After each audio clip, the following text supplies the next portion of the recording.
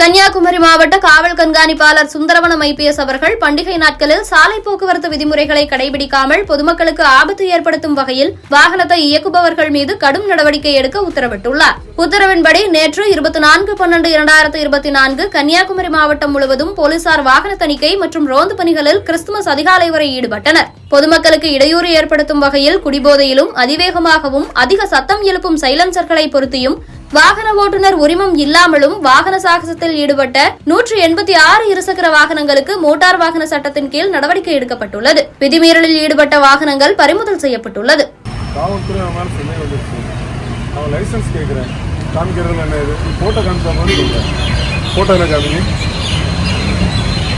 வண்டியை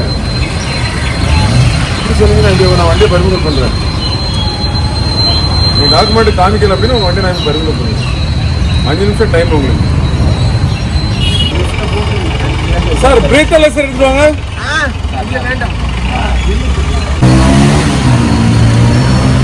ரிங்ஸ் அடிச்சிருக்கீங்களா?